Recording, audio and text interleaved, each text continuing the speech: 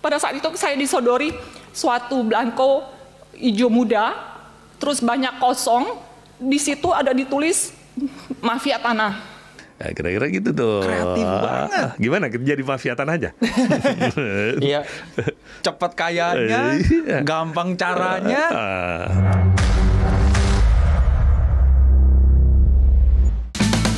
Kok bisa ada girig bisa palsu? Ya pasti ada yang pemainnya juga kan tadi palsu. Iya. Kan palsu jadi punya kekuatan hukum tuh kan. Tunnya menyatakan batal sertifikatnya. Iya. Gimana lagi BPN? Ya kan? Bisa ngapain? Nah, itu kan celaka. Kaget-kaget kan? Kita berusaha telepon ke orangnya, cari ini supaya diberitahu. Kalau dia datang, dia ngajukan perlawanan dan dia menang, selamat. Iya. Dan kalau enggak, hilang dia punya tanah.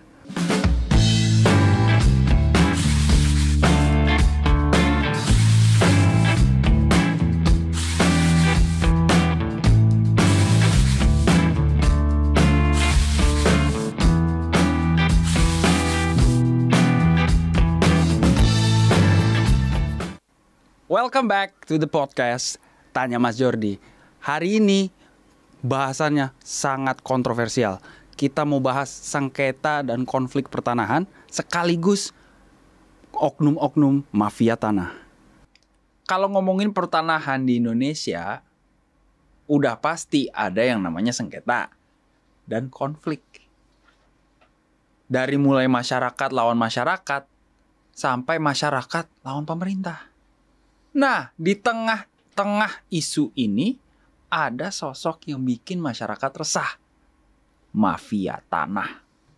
Di sebelah gua udah ada narasumber yang sering banget handle topik yang bakal kita bahas ini.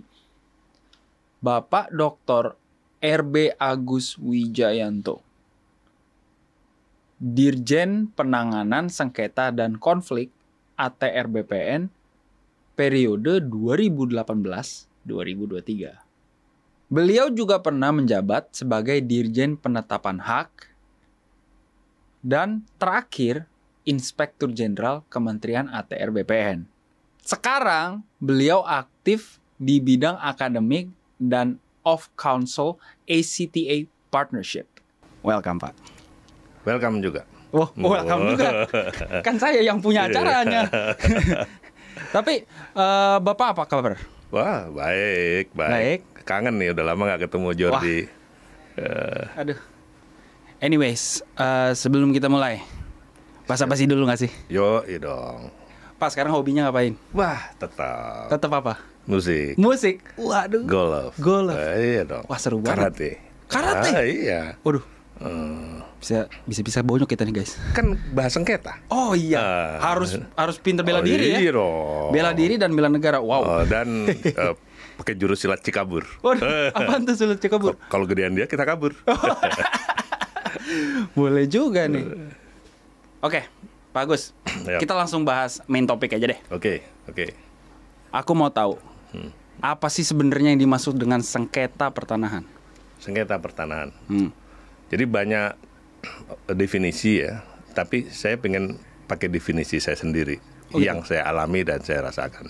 Jadi menurut pendapat saya, sengketa pertanahan itu adalah perselisihan pendapat dan kepentingan mengenai status tanah, status alas hak, mengenai penguasaan pemilikan tanah, dan mengenai keputusan pejabat tata usaha negara di bidang pertanahan yang berlangsung lama dan akhirnya muncul ke permukaan sebagai suatu sengketa, konflik ataupun perkara. Gitu. Tapi bedanya sama konflik apa? Nah, jadi sebetulnya sengketa konflik perkara sama. Oh gitu. Cuma ini kebutuhan diferensiasi di dalam tugas saja tuh. Kalau di ATR BPN ya, sengketa itu ya tadi yang saya definisikan. Sengketa adalah perselisihan, ya kan, antara dua pihak atau lebih. Karena bisa lebih dari dua pihak ya. Oh bisa. Mengenai status tanah, alas hak, kemudian juga mengenai keputusan pejabat tun di bidang pertanahan. Kalau konflik ya perselisihan antara dua pihak, tapi salah satu pihaknya adalah kelompok masyarakat Jadi kalau dia udah melibatkan kelompok masyarakat, ininya udah konflik masuknya. Oh gitu. Nah, kalau perkara itu sengketa atau konflik yang sedang penyelesaiannya sedang dilakukan di pengadilan, yang dilakukan di pengadilan. Itu perkara. Udah next levelnya gitu ya? Ya, dia penyelesaiannya di perkara. Nanti kembali setelah dia perkara selesai, akan kembali lagi ke BPN untuk menindaklanjuti putusan pengadilannya di dalam administrasi pertanahannya. Oke. Gitu. Pak, jenis-jenis sengketa di Indonesia itu kan ada macam-macam. Ya kan? Tipologinya itu apa aja? Ya. Jadi sengketa itu bisa kita lihat dari kalau kita melihat dari siapa yang bersengketa, itu dulu kan. Yang bersengketa itu bisa orang perorangan. Subjeknya dulu. Ya kan? Bisa orang perorangan dengan kelompok masyarakat. Orang perorangan atau kelompok masyarakat dengan badan hukum. Bisa badan hukum dengan badan hukum. Bisa orang perorangan atau kelompok masyarakat atau badan hukum dengan instansi pemerintah. Gitu. Tapi kalau tanya yang paling banyak masih orang perorangan. Gitu ya. Nah, kalau kemudian kita bagi tipologi, ada banyak tipologi dan setiap orang bisa membuat tipologi sendiri menurut pendapat saya.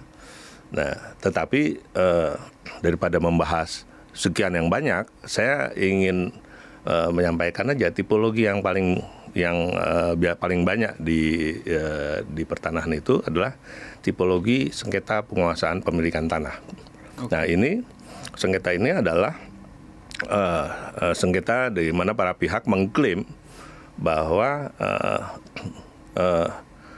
status tanah itu adalah misalnya tanahnya Jorgi, ya kan, berdasarkan alasak yang punya.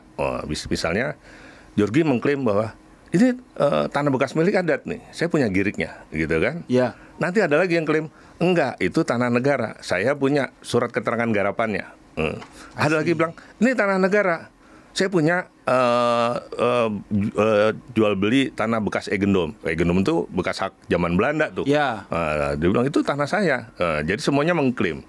Ada lagi yang bilang saya itu juga tanah saya berdasarkan girik, tapi giriknya beda sama Mas Jorgi, gitu kan. Nah, jadi ini mengenai status tanah, gitu. Nah, itu yang belum terdaftar. Jadi sengketa penguasaan pemilikan tanah itu konflik mengenai status tanah dan alasak yang belum terdaftar sebagai sertifikat. Nah, yang kedua adalah sengketa penetapan hak dan pendaftaran tanah. Ini juga terbanyak kedua. Ini berarti status tanahnya udah terdaftar nih, udah jadi sertifikat. Jadi klaim itu mengenai pastinya tadi keputusan pejabat tun. Ya kan? Apakah SK pemberian haknya, apakah sertifikatnya, apakah pendaftaran peralihan haknya dari Jordi ke saya, gitu kan? Ada yang mempermasalahkan, yang mengklaim bisa juga yang dia merasa dia punya itu tanah dia, tapi belum terdaftar. Jadi pakai alasak yang tadi, ada girik, ada surat keterangan garapan, dia bilang enggak tuh, gitu kan? Itu tanah saya, gitu. Karena ini kan tanah di kita ini kan milik bangsa. Bangsa ini kan representasi rakyat. Jadi rakyatlah yang mempunyai tanah. Jadi bisa saja Mas Jordi datang ke BPN. Saya mau daftarin tanah saya. Girik, mana tanahnya? Ditunjukin Mas Jordi, ini tanahnya. Terus diukur kan? Diukur. Dilakukan pemeriksaan tanah. Diplot lah ke peta pendaftaran. Oh, kosong nih. Belum ada yang punya. Benar nih berarti. Daftar. Keluar sertifikatnya. Udah diumumkan. Besoknya lagi saya datang. Saya mau daftarin tanah saya. Mana? Ini batasnya. Diukur, diperiksa, diploting. Nggak bisa Pak, ini udah ada atas nama Jorgi. Loh, itu kan tanah saya. Itu udah mulai sengketa kan? Terus dia tapi dasarnya beda sama Mas Jorgi. Nanti mungkin ada lagi datang orang gitu. Tapi yang satu sudah bersertifikat. Nah, inilah yang sengketa penetapan hak dan pendaftaran tanah. Itu yang kedua. Yang ketiga itu adalah yang pasti mengikuti pendaftaran tanah, yaitu pengukuran dan pemetaan. Pengukuran ini kan menentukan letak, luas dan batas, ya kan? Wah, bisa jadi overlap sebagian, bisa overlap seluruhnya, ya gitu kan? Nah, itu ada komplain terhadap pengukuran. Jadi tapi overlap itu penyebabnya banyak gitu kan. Bisa saja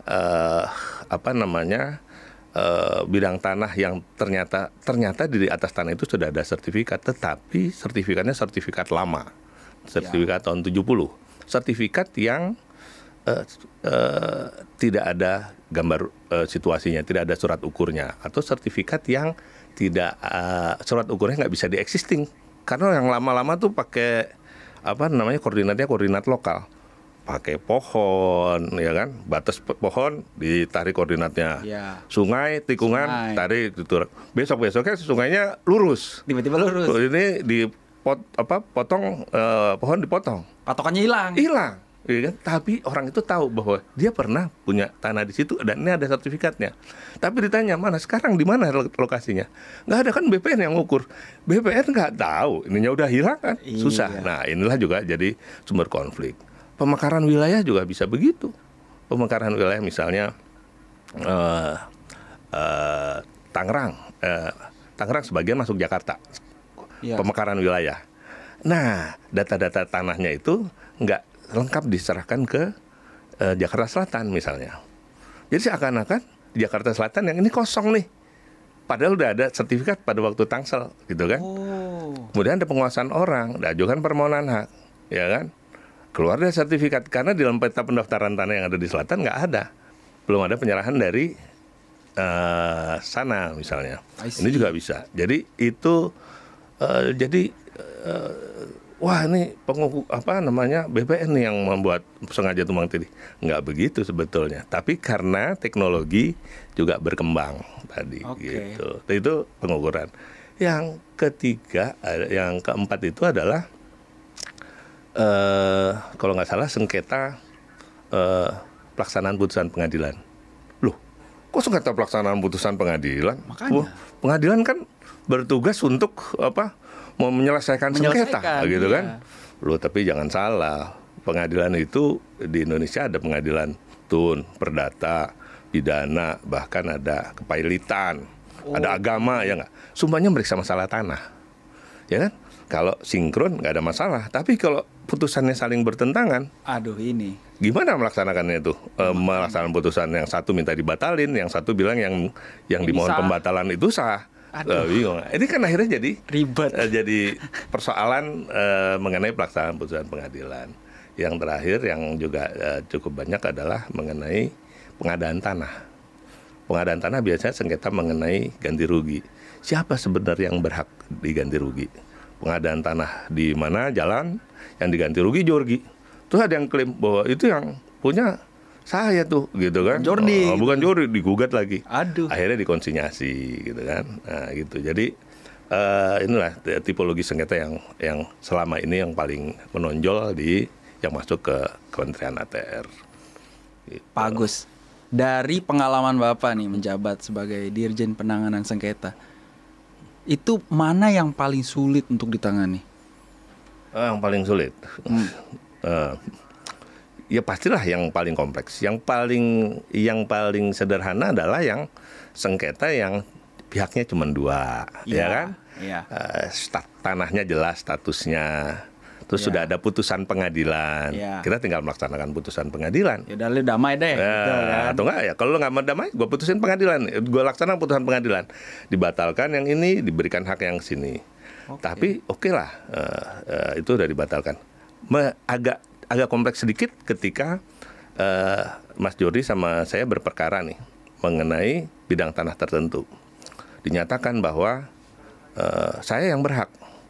Sertifikat Mas Jordi nggak sah, dibatalkan. Oke, dibatalkan. Tapi ternyata Mas Jordi sudah melepaskan haknya, ya, kepada orang lain, masyarakat, ya gitu. Sudah, dan sertifikat itu sudah dipecah-pecah. Oh, bisa gitu? Bisa dipecah. Jadi misalnya, let's say saya punya tanah, saya hutang sama Mas Jordi, terus saya jaminkan itu sertifikat saya atau girik saya ke Mas Jordi. Terus Mas Jordi untuk jaminannya tuh plus kuasa menjual kalau saya wan prestasi. Tapi saya belum wan prestasi, udah dijual, udah dibalikin nama dulu, sertifikat atas nama Mas Jordi, terus dilepas, pecah-pecah kebutuhan luas kan, dijual lah jadi perumahan, kan? Nah begitu saya tahu gitu, saya gugat kan, dibatalkan, dibatalkan karena nggak boleh kalaupun saya wan prestasi harusnya itu dilelang, bukan di atas namakan sendiri. Nah, dibatalkan tuh sertifikat. Tapi sertifikat itu sebetulnya udah habis. Karena sudah dipecah-pecah. Aduh. Terus mau ngapain itu kan? Nah, iya. itu kan jadi lebih kompleks karena melibatkan banyak masyarakat. Juga kalau persoalannya sengketanya antara masyarakat atau badan hukum dengan instansi pemerintah gitu kan. Iya. Nah, ini juga kompleks juga gitu karena menyangkut kelompok masyarakat satu sisi menyangkut pemerintah. Badan hukum satu sisi pemerintah. Ini ada ranah hukum yang berbeda juga di sini gitu kan. Ada hukumnya juga dong. Ada. Kalau pemerintah kan pasti kalau tanah itu tanahnya pemerintah masuk di aset negara dia. Dia masuk rezimnya perbendaharaan negara. Nah, ada aturannya lagi sendiri gitu kan. Jadi ada dua entitas yang aturannya agak beda gitu kan. Nah ini yang menurut saya agak sedikit kompleks untuk penyelesaiannya tuh. Tapi kalau kejadian kasus begitu yang dimenangin itu yang mana Pak? Yang dimenangin jadi tidak semua putusan itu sengketa itu bisa kita selesaikan juga sendiri gitu kan. Ya tentu kalau ada kasus seperti itu, kita akan turun tim dong. Gimana dulu nih, badan hukum bisa punya hak atas tanah? Prosesnya gimana nih? Dilalui nggak? Lah dia ada izin lokasi, dia membebaskan tanah nggak? Terus proses ini benar nggak? Oke. Terus gimana Pak, instansi ini dia memperoleh tanahnya, gitu kan? Nah, seperti apa gitu? Karena pemerintah instansi itu kan ada Undang-Undang 1 2004 nih tentang perbendaharaan negara. Dia bilang aset negara itu adalah kekayaan yang diperoleh melalui pembelian dari beban APBN atau perolehan lain yang sah. Nah, perolehan lain yang sah ini yang banyak nih kan. Nah, tapi juga banyak yang aset-aset itu yang belum didaftar di BPN. Jadi tidak selalu tahu gitu. Nah, di sisi lain di lokasi misalnya sudah ada masyarakat di situ. Nah, yang badan hukum membebaskan dari masyarakat, dapat izin lokasi membebaskan dari masyarakat. Nah, tentu kita harus coba mediasi dulu dong, ya kan? Apa solusi yang terbaik, gitu kan? Nah, kebetulan sekarang ini kan sudah ada aturannya tuh di dalam PP 18 2021. Gitu. Jadi dalam hal terjadi begitu, ya mediasi yang saling menguntungkan. Nah, misalnya apa? Ya oke. HGB-nya tetap ada badan hukumnya, tapi di atas HPL instansi ini, sehingga aset ini tetap bisa diamankan, diselamatkan, dan dia tetap bisa beroperasi juga gitu. Wah nggak mau, udah salah satu pihak nggak mau nih, si pemegang haknya nggak mau nih. Yaudah kalau nggak mau, bisa saja kita ambil keputusan, kita batalkan, kita kembalikan ke posisi awal. Nol dulu dong, ya kan. Nah silakan dia ujilah. Diujinya bukan di kita dong, di pengadilan, gitu. Nanti pengadilan yang akan menentukan apakah ini aset, apakah ini ini. Jadi BPN bisa membatalkan sertifikatnya dong? Bisa. Waduh. Bisa. Itu kalau udah begitu harus ke PT UN tuh berarti? Enggak. Jadi pembatalan sertifikat ini kan sebetulnya tindakan administrasi ya. Tindakan administrasi. Jadi di Undang-Undang 30 2014 tentang administrasi negara gitu ya. Tindakan pemerintah ini adalah masuk dalam tindakan administrasi. Termasuk pemberian hak, SK pemberian hak termasuk pembatalan itu tindakan administrasi. Nah, di dalam pasal 66-nya dia bilang gitu kan bahwa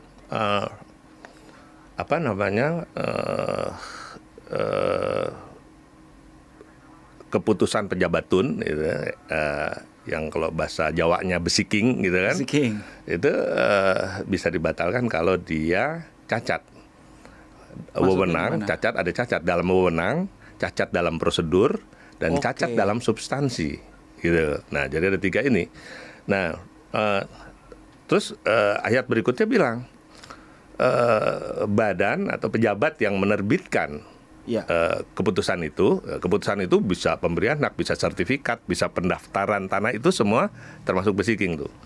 Nah, dia yang menerbitkan, dia bisa membatalkan. Jadi yang bisa membatalkan adalah yang menerbitkan. Itulah dasarnya mengapa kita bisa membatalkan. Jadi pembatalan itu yang kita lakukan adalah karena cacat administrasi. Jadi tetapi di dalam praktek kita bagi 2. Hanya untuk kebutuhan praktis saja. Pembatalan karena cacat administrasi berarti itu pembatalan nggak lewat putusan pengadilan. Iya. Tapi semua pembatalan hampir semua mungkin sebagian besar digugat lagi di pengadilan. Tapi kalau kita teliti dan kita benar, SK pembatalannya tetap pasti gugatannya ditolak tuh, gitu kan? Jadi SK pembatalannya tetap. Nah, kemudian ada pembatalan karena pelaksanaan putusan pengadilan. Jadi mereka berperkara dulu, ya kan? Udah putusan pengadilan kan menentukan hubungan hukum antara para pihak dengan tanah ini kan. Nah, yang satu enggak, ini punya Jordi, ya kan? Bukan punyanya Pak Agus gitu. Pak Agus sertifikatnya batal, dinyatakan tidak mempunyai kekuatan hukum atau dinyatakan batal.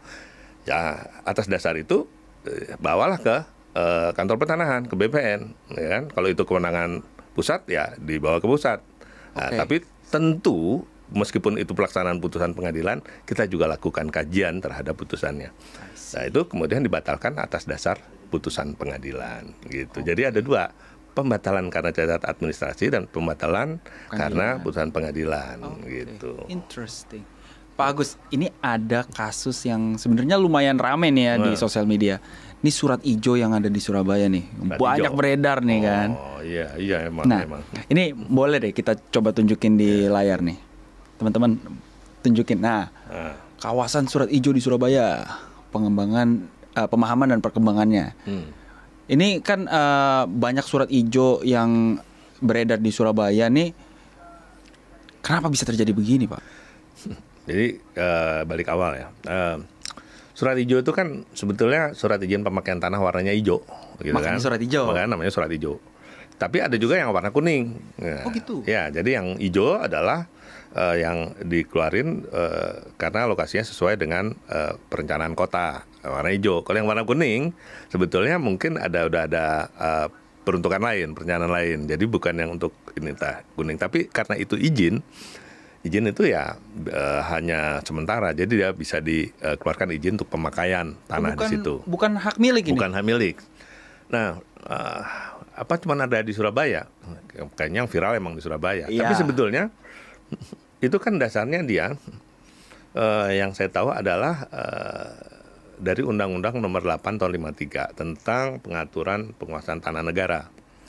Jadi kalau itu Undang-Undang PP Nomor 8 Tahun 53 itu berlakunya nggak cuma di Surabaya, harusnya di semua wilayah. Tapi yang rajin itu pemerintah Kota Surabaya rupanya. Jadi tanah-tanah negara itu ya diidentifikasi, diatur karena di dalam PP itu tanah-tanah yang dikuasai penuh oleh negara gitu, dikuasai penuh bahasanya gitu. Itu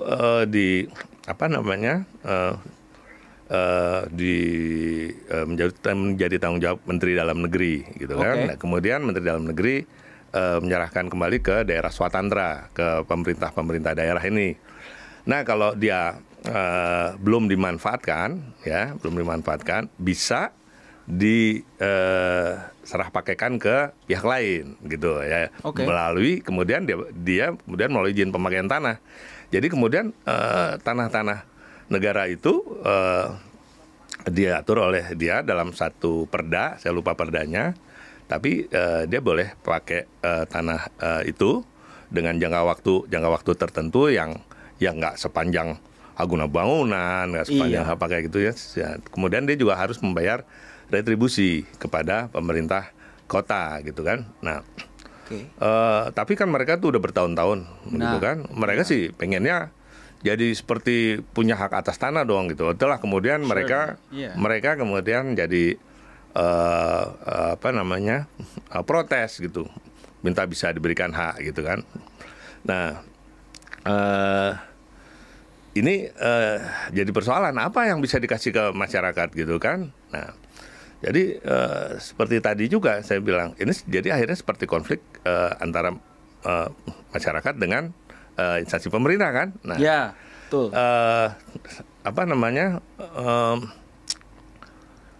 Kalau menurut saya ini sih pendapat pribadi saya, kalau memang itu tanah-tanah negara itu merupakan aset dari pemerintah kota, ya menurut pendapat saya juga didaftarkan ke BPN gitu kan, I see. untuk memperoleh yang pas tuh HPL, hak pengelolaan. Dan kemudian sebetulnya masyarakat ini bisa diberikan hak guna bangunan atau hak pakai di atas hak pengelolaan. Dengan demikian lebih memberikan kepastian hak kepada masyarakat gitu kan, dan juga pemerintah kota nggak kehilangan asetnya gitu. Itu tetap di dalam pengelolaan dari pemerintah kota Surabaya gitu.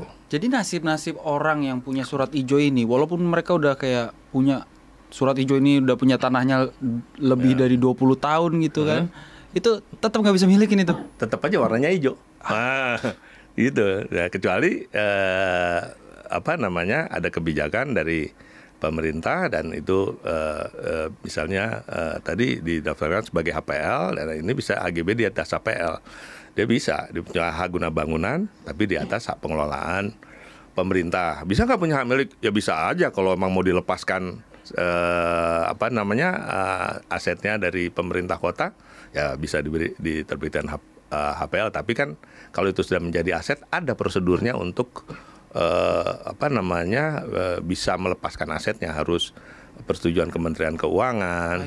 Mungkin juga perlu koordinasi dengan KPK, minta pertimbangan KPK gitu kan. Gitu. Itu tadi saya bilang kan ada ranah hukum perbendaharaan negara, ada ranah hukum tanah gitu kan. Terus solusinya buat masyarakat yang masih pegang surat ijo ini mau jadi hak milik segera gitu, gimana? Saya kira kalau dia bisa punya hak guna bangunan di atas HPL aja, saya kira sudah jauh bisa memberikan kepastian hak kepada masyarakat. Tapi sekarang kan kembali pada pihak yang bersengketa, tapi ini saya nggak ingin mengatakan ini sengketa lah, tapi ini satu permasalahan yang perlu segera ada penyelesaiannya. Oke, kalau udah jadi sengketa nih kan, terus jadi gugatan ke pengadilan, itu prosesnya gimana tuh runutannya? Jadi sengketa itu kemudian menjadi gugatan, itu gini Mas, bisa aja orang, saya sama Mas Jody bersengketa, ya. Mas Jody udah lama di situ, gitu kan, udah lama di situ, terus dan mungkin udah punya sertifikat juga, ya. Terus saya lama di luar negeri, pulang, terus ayah udah meninggal, tinggal ibu gitu, ya. Terus koprek-koprek gitu kan, loh. Ini ada surat tanah nih, surat tanah itu tempat di alamatnya di sini. Oh, ini kok udah ada orang di sini gitu kan? Iya. Terus saya bilang ini tanah saya gitu. Nggak bisa kan, saya udah punya. Nah, terus akhirnya wah ini nggak bisa nih. Terus mana buktinya gitu kan? Ditahu nih, udah punya sertifikat. Terus ya udah akhirnya saya gugat lah Mas Jody di pengadilan gitu kan. Oke. Kan di dalam perkara itu ada asas actori incumbit probatio bahasa Jawanya. Siapa yang mendalilkan, dia yang membuktikan, dia buktikan surat-suratnya. Sehingga hakim kemudian menilai gitu kan. Nah, terus hakim memutuskan. Nah, putusannya kan bisa gugatan ditolak, bisa dikabulkan. Ya. Kalau gugatan saya dikabulkan, itu dinyatakan tanah saya, sertifikat Mas Jody dibatalkan gitu kan. Nah, terus datanglah ke BPN. Jadi dia bersengketa dulu, terus dia berperkara di pengadilan, baru dia ke BPN. Ada juga yang datang ke BPN menyampaikan, saya punya tanah sini gitu, tapi diokupasi bilangnya, kan pasti gitu dong, oleh Jody gitu kan. Bahasa Jawanya dijajah. Bahasanya dijajah, ya kan, diduduki gitu kan. Nah, itu mengokupasi kursi nih. Oh gitu, ya, occupied ini. Nah, terus kita pelajari, wah ini nggak cukup alasan untuk mengabulkan permohonannya yang dia disampaikan ke kita tolak. Nah, penolakan itu keputusan, bisa digugat tun, ya nggak? Penolakan itu nanti putusan tunnya apa? Kalau putusan tun gugatannya dia ditolak atau tidak diterima, gitu kan? Nah, kalau tidak diterima tuh belum sampai ke pokok perkara, kalau ditolak sudah sampai pokok perkara. Kalau ditolak ya udah selesai dia ditun. Tapi dia masih bisa gugat Mas Jody di perdata, gitu kan? Juga di perdata. Gugat di perdata. Oh ternyata dikabulkan. Nah ya kan? Jadi beda dikabulkan, dinyatakan dia pemegang haknya, sertifikatnya tidak mempunyai kekuatan mengikat yang sah, gitu kan? Iya. Nah, dia datang lagi ke BPN sudah dengan putusan pengadilan. Nah, kita kalau udah ada putusan pengadilan, ya putusan pengadilan harus dianggap benar. Bahasa Sundanya res judicata pro veritate habitur, gitu kan. Jadi harus dilaksanakan. Apa artinya tuh, Pak? Putusan pengadilan harus dianggap benar. Ya, jadi karena dianggap benar, kita harus laksanakan, gitu kan. Laksanakan kalau di perintahnya untuk dinyatakan tidak mempunyai kekuatan mengikat, gitu kan. Terus dia adalah pemiliknya, ya berarti sertifikat itu kita batalkan dan kita berikan kepada yang sah. Perkara di pengadilan tadi, gitu dia sampai ke pengadilan. Gitu. Kan tapi ada juga nih kasus di mana sertifikat digugat sama Girik, dan yang gilanya lagi nih, Girik yang menang gitu loh. Katanya kepastian hukum paling kuat, tapi kok bisa kalah sama Girik? Gimana nih Pak? Kenapa kita begitu, ya kan? Nah, tadi saya cerita nih, tadi kan kita waktu bicara tipologi. Oh tadi ada satu tipologi yang belum saya sampaikan. Sebetulnya ini yang terbanyak. Ada pluralisme status tanah dan alas hak. Nah, makanya kan sengketa tadi per definisi adalah perselisihan pendapat untuk kepentingan mengenai status tanah, mengenai alas hak, kan, mengenai keputusan pejabat tun, mengenai penguasaan pemilikan dan keputusan pejabat tun. Jadi kenapa juga banyak sengketa penguasaan pemilikan dan kenapa juga tinggi juga sengketa penetapan hak pendaftaran tanah, karena kita meskipun UPA ini sebetulnya kan sudah meunifikasi hak-hak tanah, tapi yang diunifikasi hak tanah. Status tanah sebetulnya cuma 3 yang disebutin di UPA tuh. Tanah negara, tanah hak, dan tanah ulayat, tanah adat. Tapi rupanya ini jenis nih, spesiesnya banyak nih. Tanah negara spesiesnya banyak. Ada tanah bekas hak egendom, erpah obstal, ya kan? Ada tanah bekas hak yang sudah berakhir, ada banyak dah. Dan akhirnya setiap status tanah itu untuk perolehannya, kan setiap perolehan tanah kan harus ada bukti perolehan. Itu namanya alasak. Nah, harus ada bukti alasaknya. Jadi macam-macam gitu kan. Nah, ada termasuk Girik nih, gitu kan. Nah, jadi katakanlah Mas Jody udah punya tadi sertifikat. Mungkin dasarnya Girik. Nah, terus tadi saya juga punya dasar Girik. Saya tanahnya yang di situ tuh, bukan Mas Jody sebetulnya, gitu kan? Ini udah duluan nih Giriknya, gitu kan? Duluan Giriknya, gitu kan? Bisa sama juga, jangan-jangan bisa sama karena yang pertama dijual ke saya Giriknya, terus dijual lagi ke Mas Jody. Wah, berarti ada 2 Girik yang sama. Loh, kalau ada 2 Girik yang sama, yang pasti yang satu palsu. Nah, kan bisa jadi begitu. Berarti ya kan? Nih. Ya kan? Nah, jadi bisa juga. Ntar nanti ada lagi gugatan pakai itu tanah saya nih, ada buktinya akta egendom. Itu tanah egendom tuh. Kan jadi. Nah, terus dari situ kemudian diajukan gugatan lah oleh saya nih ke Mas Jody. Dan kemudian dari gugatan itu ternyata terbukti itu girik yang asli itu yang saya. Oh gitu. Yang situ nggak asli, gitu kan? Nah dari situ berarti ada proses pidana dulu juga tuh. Ya. Nah, jadi kan pidana juga nanganin masalah tanah. Pastinya. Gitu kan misalnya. Nah terus digugat lah di situ dengan dasar itu. Nah itu bisa saja dibatalkan oleh pengadilan.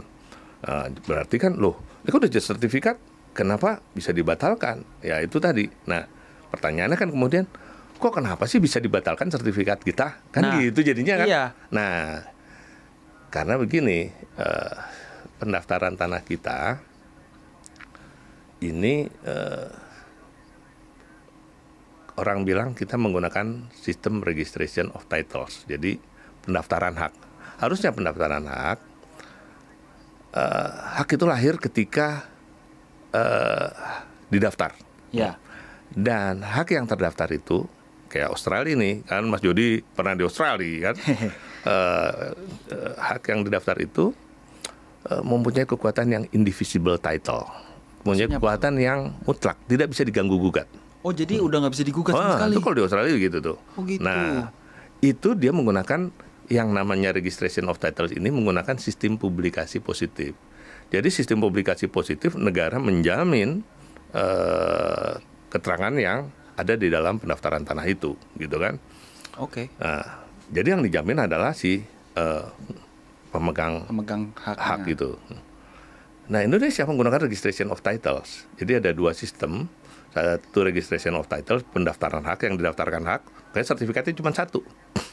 Oke. Terus kalau Mas Jody jual ke Pak Agus, nanti dicoret namanya Mas Jody, di situ juga nama saya ditulis Pak Agus berdasarkan akte jual beli. Nanti saya jual lagi ke Pak Himawan, gitu kan? Nah, ntar dicoret lagi nama saya karena jual beli ke Pak Himawan, gitu kan? I see. Jadi satu buku itu kita bisa lihat semua peralihan. Nah, itu registration of titles. Ada lagi registration of deed. Jadi pendaftaran akte, yang didaftar akte. Jadi saya jual tanah ke Mas Jody, pakai akte yang didaftar. Mas Jody pegang tuh satu akte. Nanti mau dijual lagi ke Mas Adit, ya, nanti bikin akte lagi, pegang dua akte. Ada dua. Jadi makin banyak aktenya, numpuk, ya kan? Nah, I see. nggak praktis memang. Tapi di dalam registration of deed tadi itu dia sistem publikasinya biasanya menggunakan sistem publikasi negatif. Sistem publikasi negatif itu negara tidak menjamin kebenaran data yang terdaftar. Jadi kalau satu perbuatan hukum itu cacat, ya, satu akte ini cacat, itu perbuatan hukum yang kemudian jadi cacat. Sehingga bisa dibatalkan tuh, Nah, jadi pada sistem publikasi negatif ini jaminan diberikan kepada pemilik yang sesungguhnya. I see. Jadi bukan yang terdaftar ya, pemilik yang sesungguhnya. Jadi kalau dia bisa membuktikan bahwa dia yang sah, maka ini gugur. Itu azas itu di dalam bahasa Betawinya. Namanya Nemo plus juris. Ya. Artinya? Nemo plus juris, lengkapnya juris ad alium transfer potesquam ipse haberet. Nah, fasih sekali ya kan kita orang Betawi. Oh gitu. Kan? Nah, itu artinya bahwa seseorang itu tidak bisa mengalihkan melebihi apa yang menjadi haknya. Jadi kalau dia bukan pemilik, nggak bisa jadiin orang sebagai pemilik. Kalau dia cuma penggarap, dia jual tanah garapannya, nggak bisa dia bilang dia sebagai pemilik. Dia tetap penggarap kedudukannya, gitu. Nah, itu perbedaan kita Indonesia nggak juga pakai sistem negatif amat, tapi juga nggak positif amat. Hybrid ya? Hybrid. Okay. Jadi sistemnya publikasinya negatif bertendensi positif. Artinya apa? Ya nggak semudah itu ngebatalin gitu kan. Harus lewat tadi penelitian. Makanya ada Dirjen Penanganan Sengketa tuh. Penelitian, kajian, gelar dulu kan. Kalau perlu kita koordinasi dengan APH, ya kan. Barangkali kan pengaduan itu bisa ke BPN, bisa ke APH, supaya nggak bertentangan. Kita undang semuanya, ya kan. Oh ternyata ada di sana pengaduan yang sama, kita bahas sama-sama sehingga putusannya bisa. Jadi publikasi negatif bertendensi positif ini menempatkan bahwa sertifikat ini sebagai tanda bukti hak yang kuat. Kuat itu bukan mutlak, bisa dibatalkan, tapi nggak segampang-gampang itu amat, ya kan? Sepanjang tidak bisa dibuktikan lain, sebaliknya, maka itu harus dianggap sah, gitu kan? Nah, gitu. Nah, cuma memang seperti di Australia, bagaimana kalau pemilik yang sebenarnya bukan dia, terus berarti nggak ada kepastian hukum dong. Itu di backup di sana. Yang di sini yang mestinya sekarang kita harus sudah mulai itu di Indonesia. Apa tuh? Pakai title insurance. Title insurance. Asuransi hak tanah. Jadi kalau misalnya sebetulnya saya pemilik yang sesungguhnya, tapi sudah terlanjur terdaftar, ya saya dapat ganti rugi dari asuransi gitu. Jadi ada asuransinya. Cuma panjang untuk ngebahas asuransi. Nah kita juga gitu, meskipun mestinya kalau kita pun tetap menghendaki kita menggunakan negatif bertendensi positif, kan apapun kalau namanya sengketa kan perkara win or lose tuh. Iya betul. Ya kan? Ya kalau yang kalah tapi dia menang, ya kan? Atau yang kalah dia pemiliknya, tapi dia kalah, dia sesungguhnya yang sebagai pemiliknya, ya berhak juga dia untuk dapat ganti rugi, untuk membackup, memberikan kepastian hak kepada yang terdaftar ini, gitu. I see. Soalnya kan emang ini for some people it's kayak hidup matinya mereka gitu kan, dan buat kadang-kadang buat lawannya cuma buat kebutuhan gue gitu kan, yang penting kantong penuh kan gitu. Tapi buat tadi Bapak sempat sebutin insurance ini udah bisa diaplikasikan di Indonesia. Nah ini yang belum kita pernah, yang ini yang mesti kita kaji. Bagaimana dengan kondisi Indonesia. Tapi saya pikir itu satu hal yang baik yang perlu kita pikirkan untuk bisa kita terapkan. Sekarang kalau saya kadang-kadang ditawarin, Pak mau asuransi. Asuransi apa? Saya pengen asuransi sertifikat tanah saya. Oh bisa Pak. Bisa gimana? Saya tanya gitu. Bisa kalau sertifikatnya hilang, nanti kita yang backup apa kita urus. Bukan sertifikatnya hilang, kalau hak atas tanah saya dibatalin, malah kaget dia. Loh, memang hak atas tanah bisa dibatalin gitu. Dia juga nggak tahu. tahu. Jadi, tapi kan sekarang ada sertifikat elektronik. Itu kan salah satu insurance-nya biar nggak hilang. Iya. Bukan buat dibatalin. Iya, itu sertifikat elektronik itu menurut saya memang suatu keharusan ya. Banyak manfaatnya gitu. Elektronik. Jadi digital sekarang ya, modernisasi ini kan, mudah-mudahan aja segera bisa semuanya ya. Amin. Digitalisasi warkah itu kan menjamin supaya warkah nggak hilang. Ya. Bayangin aja kalau sekarang ini kan mau balik nama, saya ke Jodi cari buku tanahnya tuh di lemari nomor berapa gitu kan. Lemarinya segede gabah. Terus dikeluarin deh buku tanah ya kan. Ya, dikeluarin, diambil. Keluar tuh. Kalau balik lagi, kalau enggak, betul juga kan? sih. Terus resikonya, ya kan, kalau banjir hilang ludes. Jadi itu kemungkinan keluar. Nah, kalau ada mafia tanah, ini dia nih. Ganti, ya kan? Nah, ganti. Tapi kalau udah digital, mau balik nama nggak perlu keluar dia. Udah langsung terus. Oh, Jodi, ini haknya ini. Bisa dari kasur. Bisa dari kasur ya, udah nggak. Jadi itu apakah dia mengurangi sengketa tanah? Dia mencegah. Gitu kan, mencegah terjadinya sengketa. Kalau kurang, tergantung. Kalau alasannya masih beragam, iya sih. Gitu. Tapi kita bersyukur di PP 18 itu bukti-bukti hak lama yang macam-macam itu. Akta ikendom, apa segalanya, pemverponding, apa segala macam, itu sudah dinyatakan tidak berlaku. Jadi ke depan Alsak tuh nggak macam-macam. Cuman bisa jadi dokumen pendukung di awal doang Iya, kan? bisa. Gitu.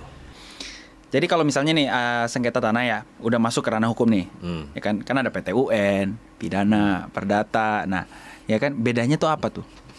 Masing-masing lembaga peradilan ini dia punya apa namanya? Apa sih istilahnya, yurisdiksi sendiri-sendiri. Putusan tun mengadili terkait dengan proses administrasi, prosesnya, prosedur, lebih betul. Perdata dia mengadili, memeriksa perkara terkait dengan haknya, hak. Oke. Jadi kalau tun, apakah keputusannya diterbitkan sesuai dengan tahapan-tahapan, misalnya gitu. Oh enggak nih, sertifikat keluar, tapi dari pemberian hak, tapi nggak ada pemeriksaan tanahnya, panitia nggak turun, gitu kan? Oke. Pengukuran nggak pakai kontradiktur delimitasi, penetapan batas dengan apa persetujuan tetangga sebelah, gitu kan? Nah, padahal itu dalam SOP-nya ada, gitu kan? Nah ini cacat tuh juga. Nah. Perdata lebih pada haknya, gitu kan. Ini sebetulnya tanah apa sih ini? Tanah siapa nih? Oh, tanah bersama ini. Sebetulnya ini ahli waris ini. Ahli warisnya ada 5, gitu kan. Pak Badu ahli warisnya 5. Cuma karena yang lain di luar negeri, yang di Jakarta cuma 1 orang ini bikin surat keterangan waris dia aja, gitu kan. Akhirnya turun warisnya cuma ke dia kan. Iya. Padahal itu harusnya kan 5-5-nya, gitu kan. Nah, itu ya, hal-hal seperti itu misalnya. Terus pidana melihat apakah ada perbuatan pidana di dalam sengketa tanah nih, gitu kan. Wah, ada, ternyata anaknya tuh malsu tuh, akte warisnya 5, cuma 1 dibikin, ya kan. Jadi beda. Tetapi bukan berarti pidana lebih tinggi dari perdata. Perdata lebih tinggi dari tun. Oh, berarti kalau mau sengketa tanah supaya bisa ini harus ke tun dulu, terus ke perdata, ke pidana, nggak gitu. Bisa 3-3-nya langsung. Bisa aja saya mengajukan gugatan ke tun, terus lawan saya mengajukan gugatan ke perdata. Terus ada juga saya laporin juga ke pidana, gitu kan. Nah itu kan. Kalau putusannya sinkron, mantap, ya kan. Nah, kalau beda, kita lihat dulu. Kadang-kadang putusannya sepertinya bertentangan atau beda, tapi sebetulnya enggak. Seorang nih, katakanlah si A nih, udah punya tanah nih dia, tapi tanahnya haknya udah berakhir, lama udah berakhir, ada 10 tahun kali berakhir gitu ya. Terus dikuasai masyarakat, ya kan. Terus ada investor masuk, dapat izin lokasi dia, ya kan. Dibebasin tuh masyarakat, diajukan permohonan, diganjel sama saya, sama si A nih. Itu tanah gue loh, nih gue punya sertifikat, lu ganti rugi dulu ke gue. Ganti dulu, ya. Gue masih punya hak keperdataan nih, dia bilang itu. Terus dibayar, bayarnya kan murah. Dia pikir cuma 1 tanahnya dia, ternyata di situ tanah dia banyak. Dia kan sebel ya. Akhirnya bukti pembebasan tanahnya itu yang tadinya 3 sertifikatnya dibikin jadi 6. Di sini 6 tanah sertifikat ini. Udah diajukan permohonan sertifikat kan. Nah, dia tahu nih, si A tahu lah. Dia malsuin tuh 3 jadi 6. Kejahatan nggak tuh memalsukan? Jelas, ya kan? Dilaporin pidana, dihukum dia, di penjara udah. Tapi dia nggak tahu dia dapat wangsit dari mana. Dia gugat kemudian perdata. BPN juga ditarik sebagai pihak tuh. Dia bilang, lah ini kan tanahnya udah berakhir, udah jadi tanah negara. Haknya apa dia? Kok saya mesti bayar ke dia? Ya kan? Dia udah terlanjur bayar. Ya kan? Dia udah bayar, udah terlanjur bayar. Dia gugat bahwa dia nggak punya bahwa dia telah melakukan perbuatan melawan hukum nih si A, karena dia bukan pemegang hak lagi, That's right. ya kan? Terus dan dia bahwa yang berhak adalah ini saya yang udah membebaskan dari masyarakat karena itu udah jadi tangan negara, ya. Ya. Dikabulkan gugatannya. Loh, bisa gitu? Tapi bagaimana dengan putusan pidana? Dipertimbangkan di dalam putusan perdata. Oke. Gitu kan. Jadi dibilang bahwa memang perbuatan dia memalsukan itu pidana. Ya kan? Tapi soal haknya ini kedudukannya bahwa ini sudah tidak tangan negara, bla bla bla, dan dia membebaskan dari ini. Oleh karena itu dia yang berhak. Bahkan si yang mempidanakan bintang mengembalikan duitnya. Jadi dia tidak menafikan pidananya, tapi dia juga menegaskan perdataannya. Jadi berjalan beriringan, kan seolah-olah bertentangan tapi tidak, gitu kan. Ada juga tun dengan perdata sepertinya bertentangan. Jadi ada satu bidang tanah digarap masyarakat, terus masyarakat itu dibayar sama jodi, sama jodi, jadi beli garapan. Iya, betul. Nah, ternyata itu tanah hak, terus diperpanjang, keluarlah haknya, perpanjangannya, terus digugat ditun. Lah, itu kan udah digarap masyarakat, saya yang ini, mestinya saya diselesaikan dulu dong, kalaupun mau, gitu kan. Tapi tidak, gitu kan. Akhirnya oleh tun dinyatakan batal. Tapi kemudian digugat perdata. Beda lagi. Apa namanya? Dia bilang bahwa ya memang itu digarap, tapi digarap atas dasar izin dari saya. Ada juga yang sewa dari saya. Tahu nggak? Sewa kan anatomi sewa itu kan dia mempunyai penguasaan, tapi dia tidak punya niat untuk memiliki, itu sewa. Kalau dia punya penguasaan, dia punya niat untuk memiliki, namanya udah okupasi. Gitu. Nah, jadi hak itu tetap ada pada si pemegang hak ini, gitu kan? Sehingga dinyatakan terbalik bahwa si ini yang melakukan perbuatan melawan hukum tuh, yang beli dari penggarap, gitu kan? Nah, jadi itu perbedaan ini. Nah, jadi kita lihat dulu nih bertentangannya seperti apa. Kalau memang bertentangan saling mengunci, baru itu tidak bisa dilaksanakan.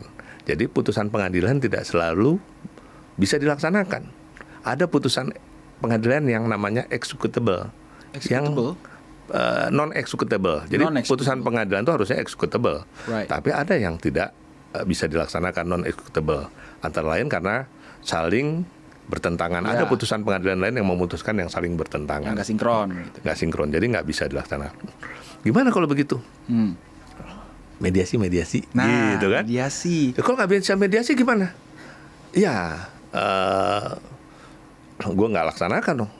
Non-executable kok, berdasarkan hukum acara nggak bisa dilaksanakan. Silahkan putusan pengadilan yang satunya buat dasar kamu untuk melakukan bukti baru, dia PK atau gugatan baru. Atau gimana kalau mereka nggak mau, tapi dia tetap maksa kita? Ya sudah, ada Mahkamah Agung. Kita minta fatwa, ke Mahkamah Agung. Ini ada putusan bertentangan loh. Ada 2 putusan atau mungkin 3 putusan. Saya harus bagaimana nih? Nah, nanti dia akan memberikan fatwa tuh. Dasar fatwa itulah yang kita buat jadi jawaban kita. Berarti mediasi bisa sampai Mahkamah Agung juga tetap bisa? Enggak, mediasinya di kita. Mediasi di kita. Tapi kalau di mediasi nggak ketemu, kan, berarti kan kita harus ambil sikap, gitu kan? Harus ambil sikap. Tapi kita nggak bisa ngambil sikap nih. Harusnya kan mereka yang aktif. Oke deh, kalau misalnya gue ada putusan pidananya nih bahwa dia nggak benar, gue jadiin novum nih, gitu kan, buat PK. Atau nggak putusan yang ini jadikan novum buat bukti baru buat bikin gugatan baru misalnya. Tapi mereka nggak mau. Mereka tetap minta saya yang benar, saya benar. Ya udah, kita minta fatwa ke Mahkamah Agung, gitu kan. Mahkamah Agung biasanya memberikan petunjuk yang fatwa. Kalau ada putusan yang seperti ini pelaksanaannya seperti ini, kayak gitu. Terus kalau ada putusan yang udah inkrah, gitu ya. Nah itu ada salah satu pihak nggak mau dieksekusi. Nah itu gimana tuh penyelesaiannya? Nah, jadi eksekusi ada 2 loh. Ada eksekusi putusan pengadilan. Kalau misalnya pengadilan bilang pernyataannya bahwa ini adalah tanah ini adalah sahnya Jody. Ya. Penguasaan Badu dan kawan-kawan di atas tanah itu atau di rumah itu adalah melawan hukum. Ya. Dan itu terus menghukum si Badu dan kawan-kawan untuk meninggalkan mengosongkan tanah dan rumah di situ. Nah, itu eksekusinya kewenangan aparat, kewenangan pengadilan melalui aparat penegak hukum. Itu mengosongkan, itu namanya eksekusi. Tapi ada juga eksekusi administrasi. BPN itu sebetulnya melakukan eksekusi administrasi, tindak lanjut putusan pengadilan ke dalam administrasi pertanahan. Nah, itu yang tidak selalu putusan pengadilan itu bisa dilaksanakan. Tadi bertentangan. Ya. Bisa juga tadi barangnya udah tidak ada. Nah, barangnya tidak ada, kenapa? Yang di objek perkaranya satu bidang tanah. Ya. Tapi ternyata tanah itu udah dipecah-pecah habis nih. I see. Jadi punya orang lain banyak, masyarakat gitu kan. Terus orang lain, tapi pemecahan ini terjadi sebelum putusan pengadilan, sebelum perkara ada. I see. Mereka kan nggak tahu kalau itu ada perkara. Jadi mereka beli juga dengan itikat baik. Betul. Pembeli dengan itikat baik itu harus dilindungi juga. Apalagi dia nggak ikut sebagai pihak. Kalau dalam perkara perdata, prinsipnya putusan pengadilan itu berlaku terhadap para pihak yang berperkara. Lah yang nggak berperkara, nggak dong, gitu kan? Exactly. Jadi dia tidak menjangkau sampai ke sana, gitu kan? Harus ada gugatan lagi ke sana, ya kan? Nah, jadi tidak selalu dia bisa dieksekusi. Terus yang lain juga, kadang-kadang putusan pengadilan juga nggak jelas, kabur. Misalnya, ini hak Mas Jody 1.000 meter dari 5.000 meter gitu kan. 1.000 meter yang di mana? Jadi bahwa Jody jangan Jody deh, bahwa Abdul aja berhak atas warisan Pak Badu gitu kan. Itu 1.000 meter gitu kan. Atau dia adalah pemilik 1.000 meter dari 1.000 meter, dinyatakan begitu. Tapi tidak ada menegaskan di mana 1.000 meter itu letaknya di mana, yang terletak di mana gitu kan. Lah terus BPN suruh membatalkan, mana bagian yang mau dibatalin, suruh ngapain nih, letaknya di mana gitu kan. Nah, itu nggak bisa kita tindak lanjuti yang begitu, harus ada kejelasan letak batasnya dulu, yang mana yang jadi hak dia gitu. Pada saat itu saya disodori suatu belangko hijau muda, terus banyak kosong, di situ ada ditulis mafia tanah. Ya, penjaga lapangan saya yang merekam pembongkaran itu didatengin 2 orang, Pak. Memang kita nggak tahu siapa, tapi ngomong kenapa ngebela-ngebela keluarga Cina. Kalau jelas-jelas. Jadi saya ada rasisme lagi nih kan. Jadi sampai tadi di rekaman tadi juga ada, jangan sampai ada penyesalan menghadapi penegak hukum, apalagi kan ibu minoritas. Akhirnya nih kita ngomongin masuk ke topik mafia tanah. Wih, serem nih, serem. Lumayan. Ini serunya di sini tapi. Nah, ini kita tuh mau tahu siapa sih sebenarnya mafia tanah itu? Cara kerjanya gimana? Modus operandinya apa? Kita pengen tahu, coba bisa dijelasin nggak, Pak? Ya. Mafia tanah mungkin cuma ada di Indonesia ya. Kalau di film-film itu kan mafioso itu kan yang waduh pakai pistol segala macam, Godfather gitu. Kan ada di sini aja tuh istilah. Oh gitu. Jadi tapi mungkin kalau boleh saya definisikan ya, mafia tanah itu ya sekelompok orang ya kan, pasti terorganisir ya. Melakukan sesuatu di luar aturan hukum gitu. Atau bisa juga seakan-akan sesuai aturan hukum gitu kan, untuk secara legal seakan-akan gitu kan. Seakan-akan. Dan untuk memperoleh keuntungan dari perbuatan-perbuatan mereka terhadap bidang-bidang tanah tertentu lah gitu. Itu per definisi saya. Terus gimana sih kelompok terorganisir? Biasanya kayak film juga, mafia tanah ada sutradaranya, ya kan? Pasti ada sutradaranya dong. Kan ada investornya juga, ya kan? Nah, ada sutradaranya, ada pemain-pemainnya, ya kan? Paket lengkap ya? Paket lengkap. Pemainnya bisa di mana-mana gitu kan? Ya di instansi bisa, di lapangan bisa, ya kan? Dan tentu ada bandarnya juga gitu. I see. Jadi kira-kira seperti itulah. Terus gimana mereka bekerja? Modus-modusnya gimana? Ya banyak hal ya. Bisa dia dengan memalsukan dokumen-dokumen tanah gitu kan, memalsukan girik, ya kan, memalsukan girik palsu, ada yang asli tapi palsu. Pernah itu ada saya diundang juga ke daerah Banten itu, Polda di sana bisa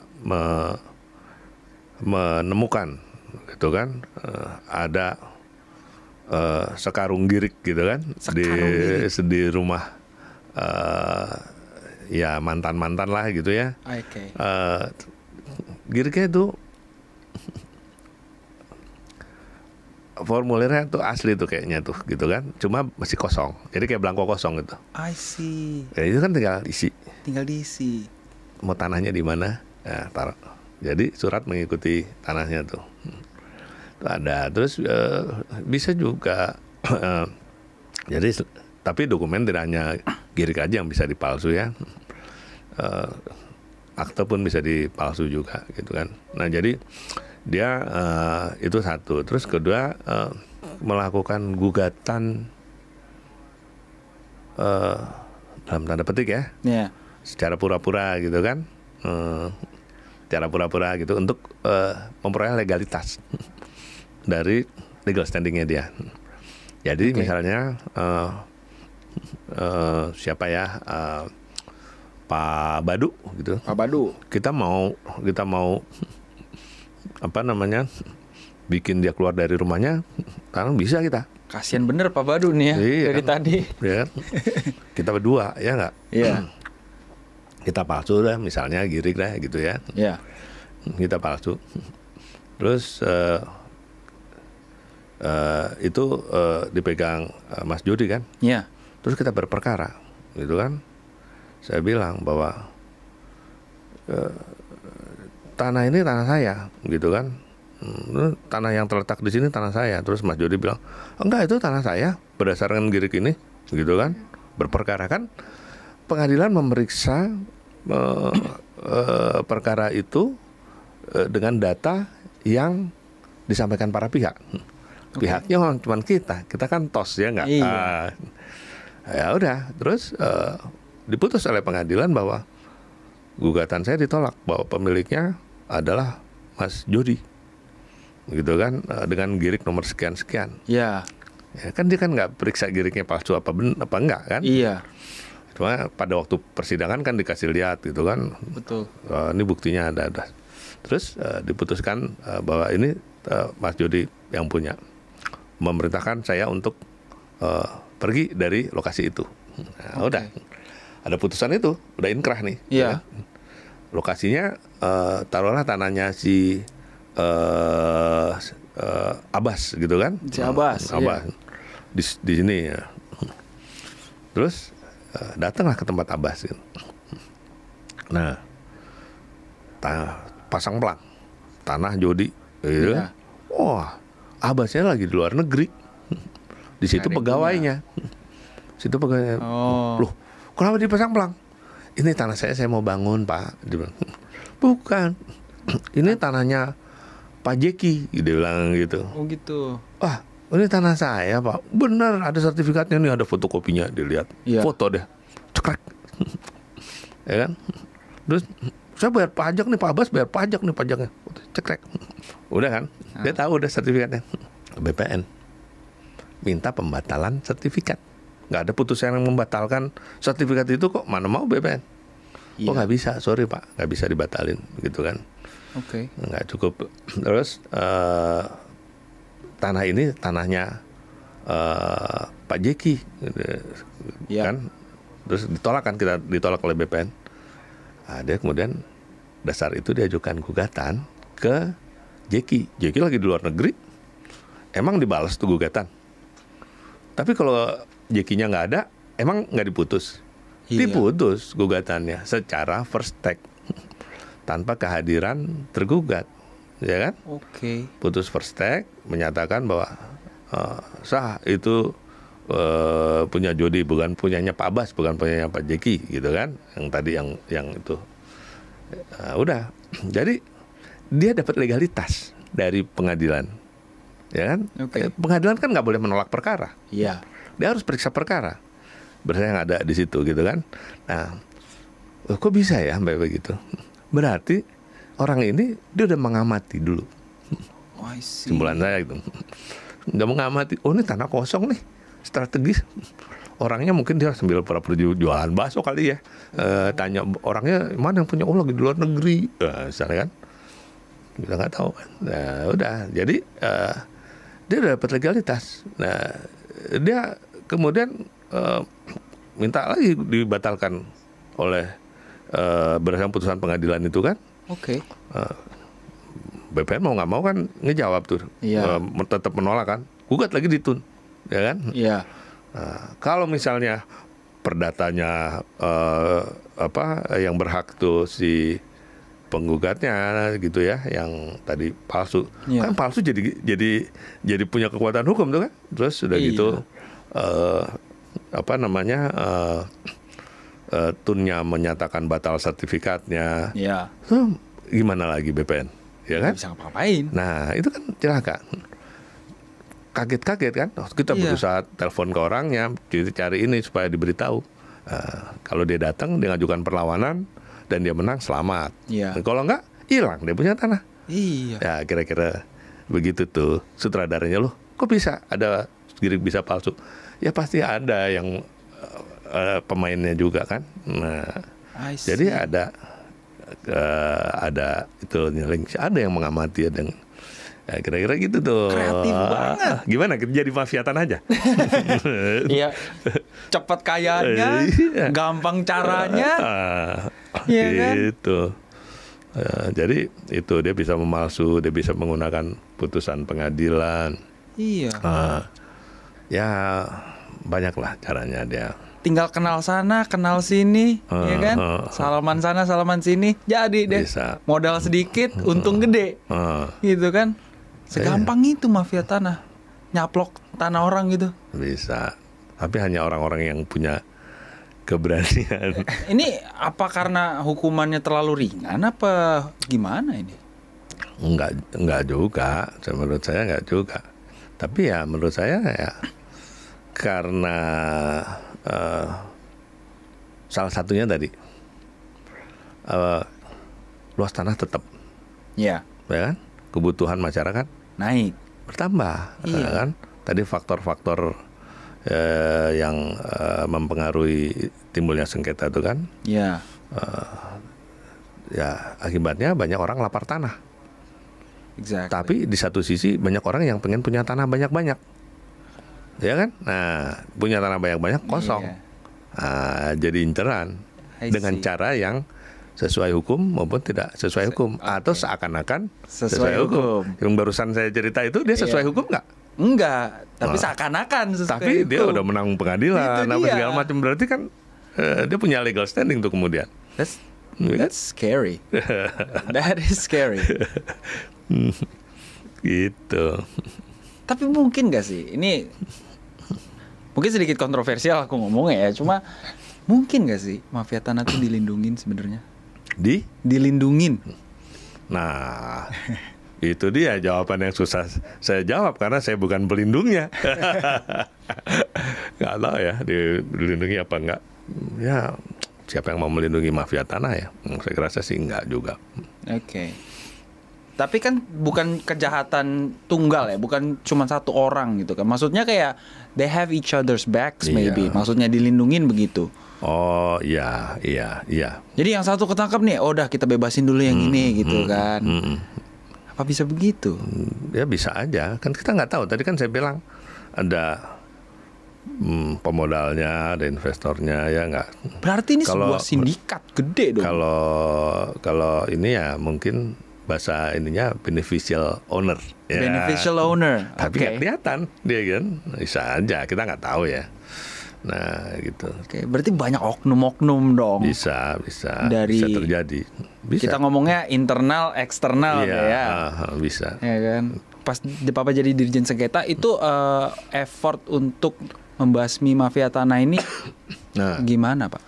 Jadi susah nggak? Sebetulnya kita udah mulai dari 2006. 2006. Kebetulan 2006 saya waktu itu jadi direktur perkara. Direktur perkara. Yang pertama tuh direktur perkara pertama tuh dibentuk satu lembaga kedeputian dan saya direktur perkaranya. Terus deputinya itu kebetulan mantan dari kepolisian. Oke. Nah jadi ternyata setelah kita petakan itu tadi masalah tanah itu memang kompleks. Dia ada masalahnya masalah sosial, ekonomi, politik dan keamanan.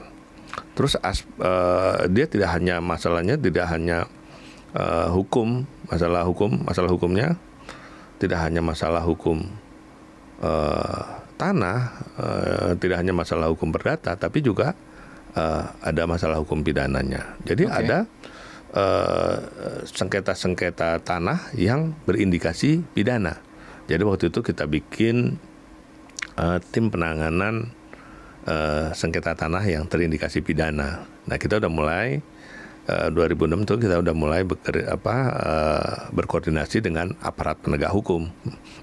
Karena tadi seperti saya sampaikan tadi masalah pertanahan itu sengketa tanah itu ada yang disampaikan ke BPN, ada yang disampaikan ke kepolisian, dan disampaikan ke kejaksaan. Nah yang disampaikan ke BPN itu pengadunya pasti kan datanya yang memperkuat dia kan, ya kan? Yang ke polisi juga, yang ngadu ke polisi yang memperkuat dia, yang sana juga memperkuat dia. Jadi nggak lengkap datanya, gitu kan? Nah jangan sampai kita ngambil keputusan, keputusannya ternyata keliru karena data yang di kepolisian beda, yang di kejaksaan beda, yang mah beda. Akhirnya putusannya jadi bertentangan kita sendiri. Jadi kita mulai koordinasi, gitu kan? Nah terus berjalan di 2017-2018 kita bikin MOU lagi, kita tingkatkan ya karena ternyata tetap nggak hilang-hilang, kita bikin Satgas mafia tanah gitu kan. Nah jadi ya yang ditangani masalah pertanahan yang ditangani oleh kepolisian bisa digelar bersama kita. Yang kita bisa digelar bersama APH. Jadi bersama kepolisian, bersama kejaksaan. Nggak jarang yang disampaikan ke kita ternyata juga ditangani di kepolisian. Cuman kan ranahnya beda tadi. Ranah kita kan ranah administrasi, sana pidana, ya kan. Nah jadi justru itu perlu ada satu kolaborasi gitu. Nah itu upaya-upaya kita di dalam memberantas. Sebetulnya saya nggak tahu juga, harusnya dengan adanya itu orang-orang yang mau melakukan perbuatan-perbuatan yang seperti mafia tanah harusnya jerah ya. Cuman ya nggak tahu deh, masih ada aja kali ya. Iya, karena kan kasihan rakyat kecil gitu kan. Otomatis kan mereka yang paling sering jadi korbannya gitu loh. Dan perlindungan apa yang mereka dapatkan gitu kan, karena kan tadi sekreatif itu gitu kan modusnya. Dan yang rakyat kecil yang nggak tahu apa-apa tiba-tiba hilang deh tanahnya. Korban semua ini. Dan kita udah pengang juga, udah capek gitu sama mafia tanah lagi. Kapan selesainya? Gitu. Tapi ya memang jadi ada Gium bilangnya ubi societas ibi ius gitu. Oh, bahasa apa nih? Bahasa Batak Nah, nih? itu bahasa Batak. Bahasa Batak. Artinya Di mana ada masyarakat, di situ ada hukum. Karena di masyarakat ada, di situ ada hukum, karena banyak kepentingan yang mungkin saling bersinggungan gitu. Jadi di masyarakat pasti ada kejahatan itu, pasti ada juga gitu. Jadi selama masih ada masyarakat, masih ada pembangunan, ya masih ada, kecuali di surga. Tapi kan di surga nggak ada kejahatan. Nggak ada kejahatan, Itu. kecuali di surga. Di sini ada. Gitu. Tapi sekarang bagaimana caranya kita memperkecil peluang terjadinya itu, gitu kan? Itu tugas-tugasnya kita tuh, tugas teman-teman di BPN tuh. Iya. Gitu. Contoh kasus nih ya. Kita sekarang bahas kasus nih. Ada kasusnya Nirina Zubir di Nopati Jalal, ya kan?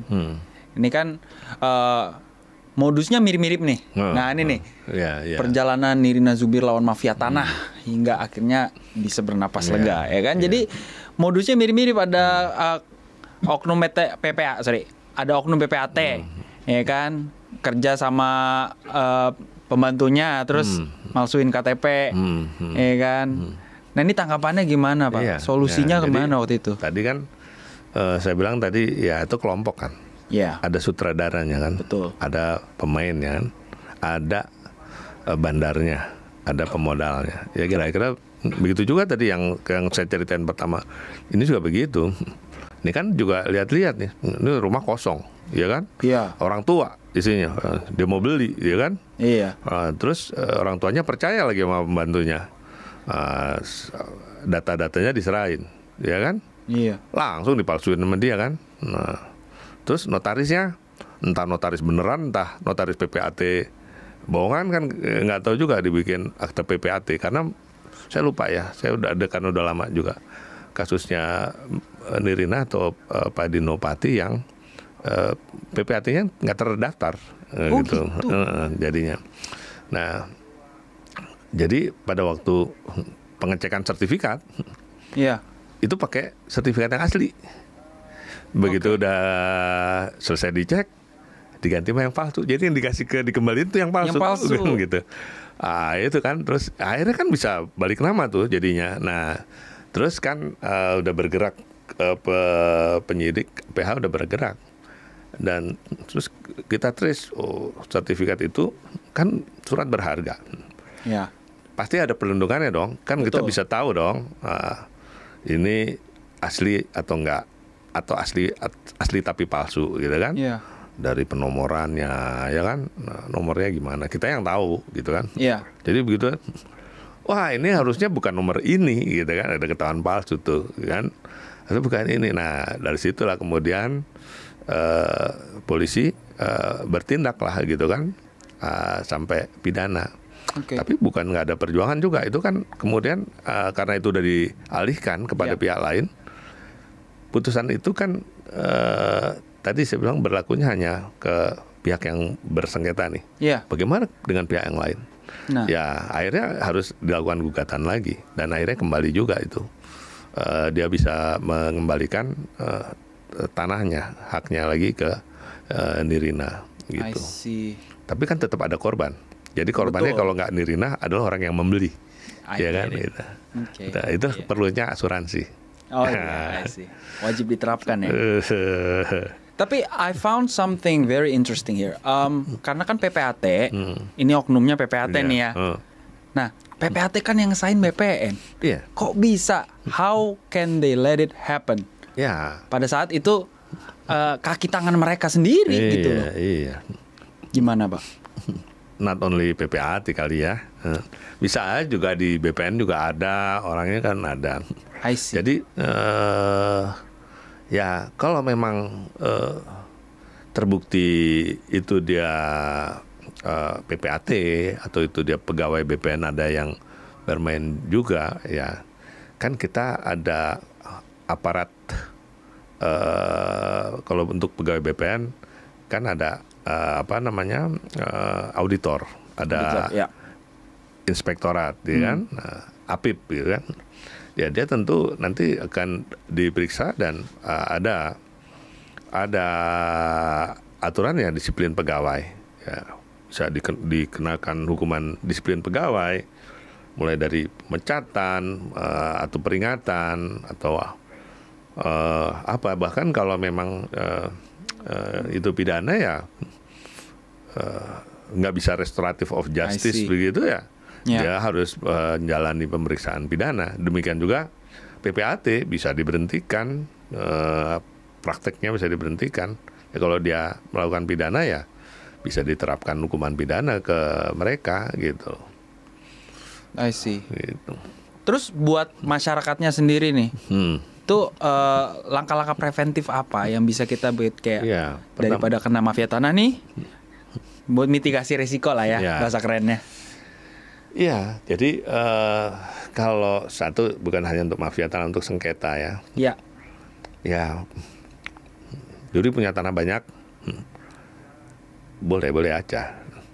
Oke. Tapi bagaimana tanah itu dijaga, dirawat, gitu kan, dimanfaatkan. Karena tanah-tanah yang telantar, yang kosong ada penunggunya aja bisa digoyang kan. Ya, makanya. Itu harus dijaga gitu. Jadi kalau kita punya banyak aset tanah tapi kita nggak bisa menjaganya ya, itu juga sumber dari sengketa, sumber dari mafia tanah, itu satu.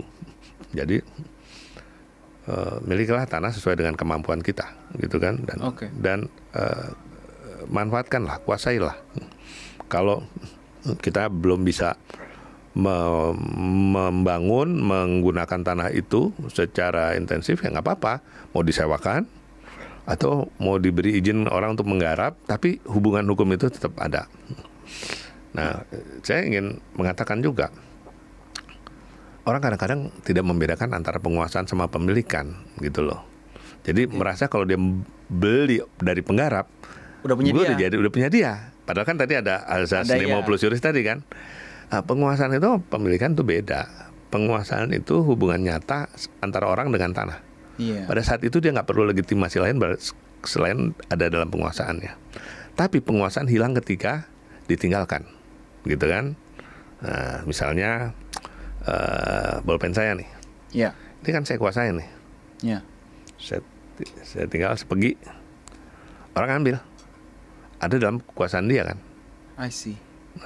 Nah, orang yang menguasai belum tentu memiliki, yang memiliki belum tentu mau menguasai. Tapi kalau memiliki itu pengertiannya udah beda. Pemilikan tuh kumpulan hak yang masuk di dalam jus in rem. Jus in rem itu hak kebendaan. Jadi berlaku terhadap siapapun, bisa dipertahankan terhadap siapapun. Mungkin ya saya lagi ada di Surabaya, tanah saya di Jakarta, tapi hubungan hukumnya tetap. Ya, karena udah didaftar, ada sertifikat. Tapi ini saya tinggal, diambil orang, ya udah lewat, begitu. Orang itu tinggal lagi, diambil orang lagi lewat. Itulah penguasaan. Sama dengan Mas Jody sama Ibu, gitu kan? Kan ada hubungan hukumnya. Meskipun Mas Jody kemana, tetap aja itu anak Ibu, ya kan? Ada hubungan hukumnya misalnya. Jadi, nah itu orang yang kadang-kadang tidak menyadari juga. Dia beli garapan boleh, tapi ya garap. Nah, terus dia nggak garap, orang lain garap, begitu kan? Ya jangan salahkan. Jadi kalau kita mau punya tanah juga, ya kita harus bisa memanfaatkan, menjaga gitu. Even itu udah ada haknya, apalagi yang belum ada haknya, gitu kan? Yang udah haknya aja tadi bisa digoyang. Gitu. Jadi milikilah tanah itu sesuai dengan kemampuan kita. Yang kedua, ya itu kan private ya, sertifikat itu ya. Jangan mudah. Kalau ini tanah gue nih, lu mau lihat, lu bawa aja, gitu kan? Oh, saya mau beli, saya mau cek dulu di ini. Ya, terus dipercayakan aja dikasih begitu. Ya nggak gitu juga kali. Lewat PPAT dong prosedurnya kan. Saya mau bikin jual beli PPAT, kecuali kalau PPAT-nya juga penjahat kita nggak tahu ya. Itu udah apes tuh. Tapi harusnya begitu. Terus kan PPAT yang memeriksa, mengecek keabsahan dari sertifikat. Dan PPAT juga terdaftar loh. PPAT, Jodi, nomor ininya kan, izinnya sekian, notarisnya sekian. Jadi bisa dipertanggungjawabkan tuh. Jadi saya ini PPAT nih, kasih kartu nama PPAT, kasih aja sertifikat. Ya nggak gitu juga kali gitu kan. Jadi ya itu ya. Jadi yang kedua, yang ketiga ya, kalau untuk yang belum bersertifikat, belum terdaftar, ya daftarin, sertifikatkan supaya itu mempunyai hubungan hukum yang pasti gitu, sehingga punya perlindungan hukum itu. Agree. Gitu. So let's talk about the future. Ya, mencegah mafia, mencegah itu sengketa. Sebetulnya kan itu bicara integritas tuh. Yeah, that's true. Ya kan, integritas dari teman-teman BBN gitu kan. Tapi membangun integritas itu tidak semudah yang kita bayangkan. Integritas itu kan jujur, adil, teliti, segala macam. Betul. Ya, pengennya jujur, pengennya teliti. Tapi ada kebutuhan kan? Ada kebutuhan, ada godaan, ya kan. Jadi ya kita harus membangun integritas dan Kementerian PAN gitu ya, PAN RB, bukan RB Agus ya, Kementerian PAN itu udah bagaimana membangun integritas itu udah dirumuskan tuh, ada 6 area perubahan. Itu yang harus kita lakukan, perubahan-perubahan di kantor. Ya, KPK juga mendukung itu. Ya, atau membangun sistem. Ya kan? Digitalisasi, transparansi, proses bisa diakses mana-mana, satu memudahkan. Yang kedua, menghindari tadi berkas keluar. Yang ketiga, nggak perlu ketemu pemohon, gitu kan? Nggak perlu ketemu pemohon. Kalau orang sering ketemu pemohon kan bisa ada kepentingan lain situ. Jadi ini juga dicegah di dalam sistem tuh, ya kan? Jadi dan inilah yang sedang dibangun. BPN tuh saya kira dia sedang membangun ini, gitu kan? Layanan berstandar dunia, ya kan? Nah, jadi modernisasi digital segala macam itu gunanya untuk itu, gitu kan? For sure. Nah, selain itu juga ya komitmen pimpinan sih, kembali kepada pimpinan. Jadi kita mau membangun integritas anak buah, gitu kan? Ya harus kita jadi contoh, gitu kan? For sure. Itu satu, ya itu dua ya. Nah, di samping itu juga tentu ada juga yang perlu kita benahin. Kita benahin misalnya, itu kan terjadi karena ketidakjelasan status tanah, gitu kan, sehingga ya PTSL ini juga salah satu upaya untuk mengurangi sengketa sebetulnya kan, dengan mendaftarkan seluruh bidang tanah. Sekarang itu udah 90%-an, gitu 90%. kan. Kalau nanti semua sudah bidang tanah terdaftar, ya mudah-mudahan aman. Tapi juga kalau alasak yang berlaku masih banyak macamnya, gitu kan, ya udah jadi sertifikat bisa dikomplain juga berdasarkan. Jadi perlu ada penataan alasak juga nih, gitu kan, status tanah juga perlu ada penataan itu. Nah, ini yang mungkin juga perlu disiapkan aturannya. Nah, kita sudah melakukan penataan terhadap penertiban terhadap berbagai alasak, bukti-bukti hak lama, gitu kan. Nah, tapi setelah itu ditertibkan, misalnya dinyatakan tidak berlaku, what next, gitu kan. Ini harus ada juga nih, gitu. Nah, jadi semuanya harus simultan. Ya, ketiga, saya ingat ya, ada seorang pakar, seorang filsuf namanya Lawrence Friedman, gitu. Dia bilang hukum itu adalah satu sistem. Oleh karena itu bekerjanya hukum itu dengan baik itu tergantung dari 3 hal. Satu, legal substance, undang-undangnya harus berkepastian, ya. Terus yang kedua, legal structure, pelaksananya pelaksananya, petugas-petugasnya. Loh, petugasnya kan bukan hanya BPN aja. Ya. Aparat penegak hukum juga petugas, ya kan? Yang tiga, legal culture. Jadi legal substance, apakah kita legal substance kita sudah harmoni dengan yang lain? Kan kita bumi, air, dan kekayaan alam yang dikandung di dalamnya ini kan dikuasai oleh negara untuk sebesar-besar kemakmuran rakyat. Tapi siapa yang melakukan pengelolaan?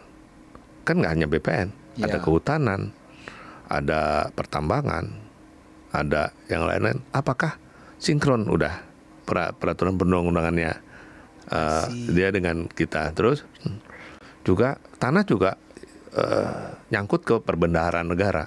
Apakah aturannya sudah sinkron dengan kita, gitu kan? Kalau di kita hak, misalnya kita bilang hak itu lahir ketika didaftar, ya berarti aset itu belum jadi aset dong kalau belum didaftar sebagai hak atas tanah. Tidak begitu pengaturannya di sana, gitu kan? Nah, ini juga jadi salah satu friksi-friksi ini, jadi harmonisasi ini, gitu ya.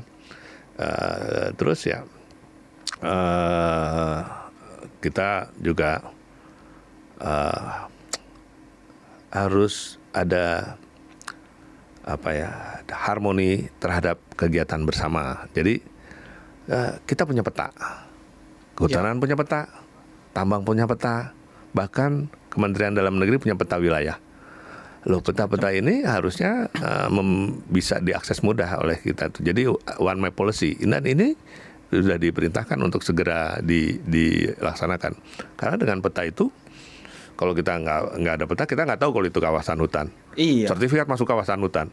Wah, masalah itu, bisa masalah pidana buat yang nerbitin sertifikat situ kan. Tapi kan tidak ada kesengajaan misalnya gitu. Batas wilayah nggak jelas. Wah, kantor pertanahan Jakarta Selatan ngeluarin sertifikat lokasi yang ada di Tangerang, gitu kan? Karena batasnya nggak jelas, gitu kan? Nah, akhirnya jadi masalah juga. Jadi ada overlap nanti dengan tanah yang udah diterbitkan Tangerang, kan gitu. Nah, terus pertambangan juga, mana daerah-daerah kuasa pertambangan? Jangan sampai yang udah ditetapkan kuasa pertambangan terbitin hak lagi di situ kan, bukan untuk pertambangan. Nah, jadi semua tadi kita bicara legal substance, legal structure-nya juga begitu. Perlu ada persepsi yang sama terhadap peraturan perundang-undangan.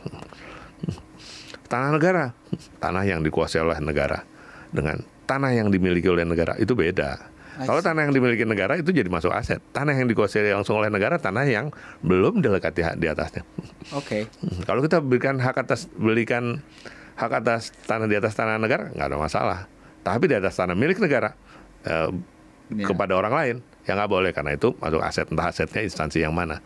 Nah, persepsi itu juga mesti sama misalnya, gitu kan. Termasuk tadi penguasaan sama pemilikan. Mungkin di antara pelaksana ini juga belum tentu sama tuh kan, gitu kan. Oh, ini penguasaan, ini pemilikan. Tuh legal structure tuh. Terus legal culture, budaya masyarakat. Ya ini memang harus kerjasama, Babin Kamtipmas memberikan penyuluhan bersama-sama Pemda, bikin kelompok-kelompok kelompok-kelompok masyarakat yang dulu ada Kadarkum, kelompok sadar hukum. Ya gitu. Jadi inilah sebetulnya gunanya lembaga-lembaga LSM itu, harusnya itu memberikan penyuluhan gini. Ada orang yang udah berpikir gue udah punya sertifikat nih, udah tuh seumur hidup, tapi hak guna bangunan habis. 25 tahun habis, 30 tahun habis. Ya udah nggak diperpanjang. Terus tanahnya tetap dibilang tuh tanah gue, gitu kan? Kan gue udah punya sertifikat nih, gitu kan?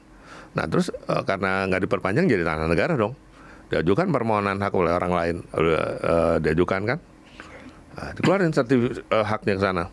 Dikomplain sama dia, itu tanah saya udah bersertifikat, gitu. Itu pemahaman soal penguasaan, soal pemilikan. Soal di mana hak keperdataan itu ada gitu kan. Jadi ada orang bilang, lo meskipun haknya udah habis, tapi kan saya dulu dapatnya beli. Sekali beli kan berarti itu bolpen ini saya beli, itu punya saya sampai seumur hidup gitu kan. Nggak begitu dong, dengan tanah nggak begitu kan. Aturan hukumnya juga beda-beda gitu. Nah ini yang, jadi 3 hal ini juga harus kita benahin juga. Saya pikir kalau itu kita bisa, jadi berjalan bersama, integritas kita bangun, ya, zona integritas kita bangun di kantor-kantor. Nah, BPN sekarang sudah ada tuh, kita buat namanya pembangunan zona integritas itu, yang sudah dibangun integritas itu dikasih predikat WTAB, wilayah kantor pertanahan nih, atau Kanwil, atau bahkan juga pusat, yang masuk wilayah tertib administrasi berintegritas, WTAB gitu kan. Ada itu, Pak? Ada. Nah itu setiap tahun dinilai, dievaluasi. Oke. Nah, dan ya ada penghargaan juga lah untuk yang bisa WTAB. Dan WTAB itu nggak begitu dari WTAB, dia tidak selalu WTAB, dia bisa juga kemudian tahun berikutnya dievaluasi, karena ternyata ada pengaduannya banyak, segala macam banyak. Nah, kenapa bisa begitu? Nah, dilihat sehingga jadi kita punya tolok ukur. Nah, kalau semua sudah punya WTAB ini, sudah WTAB, saya pikir integritas dari orang-orang di kantor itu, gitu kan, itu udah bisa lebih diyakini lah. Karena itu kan tadi kita bangun sistem supaya bagaimana pengawasan itu lebih mudah, transparansi mudah gitu kan. Nah, jadi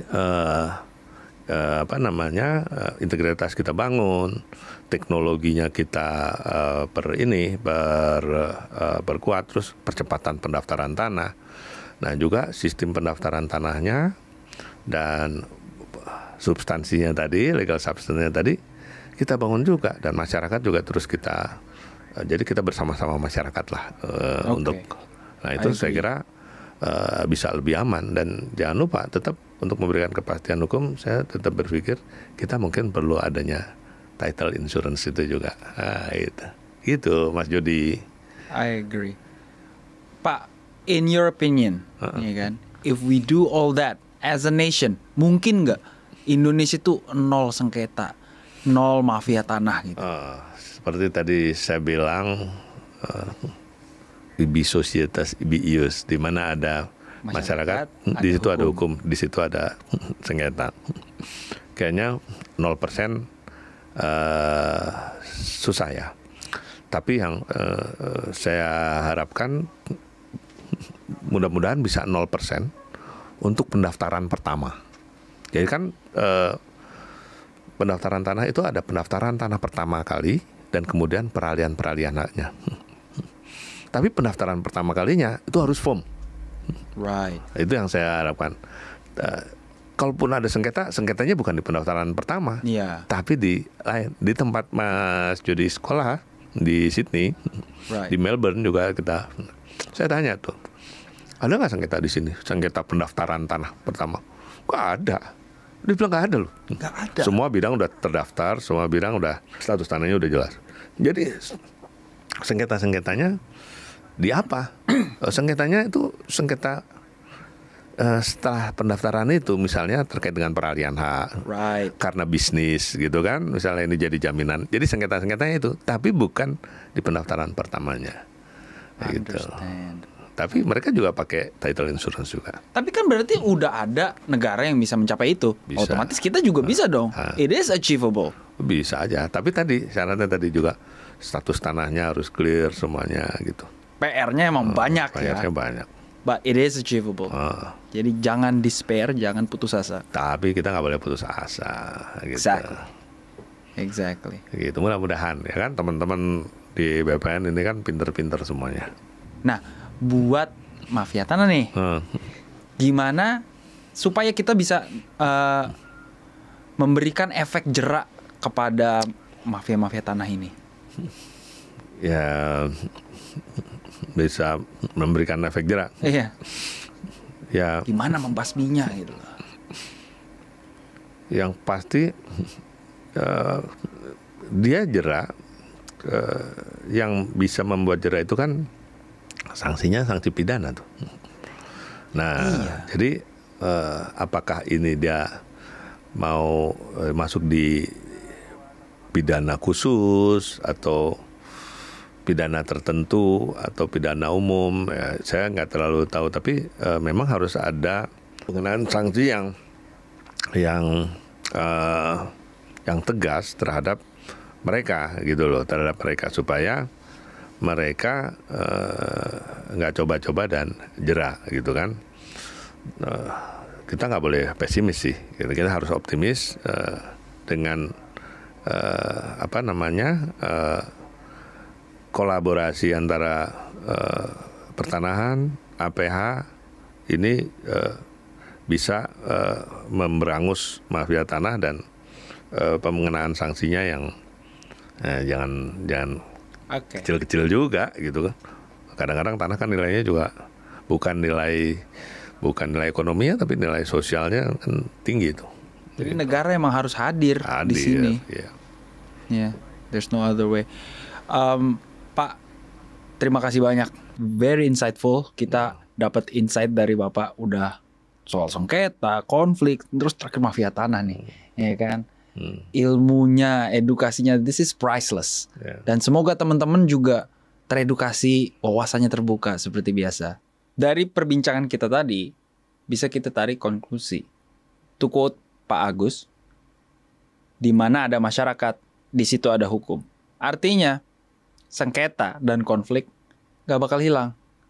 Tapi pencegahan is a possibility. Buat teman-teman yang masih punya pertanyaan, bisa komen di bawah atau kirim pesan di sosmed gue. Nanti gue cariin narasumber yang tepat. Oh, sama satu lagi.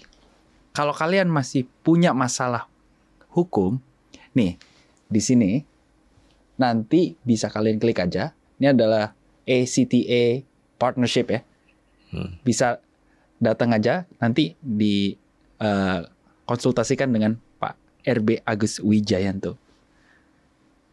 Terima kasih banyak Pak Agus sudah datang ke podcast kami.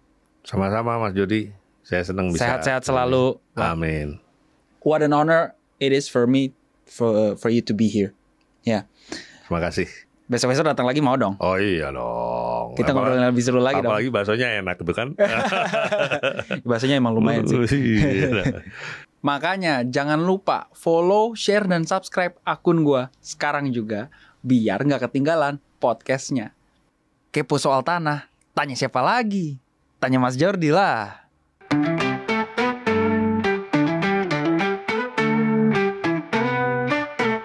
Tanya Mas Jordi, jawab semua tentang tanah. Dari hak hingga sertifikat tak ada yang terlupa. Dengan setiap kata kita jadi paham. Tanah yang aman, hak yang terjaga. Tanya Mas Jordi, jawabannya jelas. Bersama kita belajar, tak ada yang ragu. Tanah yang terjamin, hak yang pasti. Sama Mas Jordi, semuanya lebih berarti. Dari kota hingga desa, semua dibahas. Setiap masalah ada solusinya. Tim yang solid selalu siap memberi, menuntun kita untuk lebih mengerti. Tanya Mas Jordi, jawab semua tentang tanah. Dari hak hingga sertifikat tak ada yang terlupa.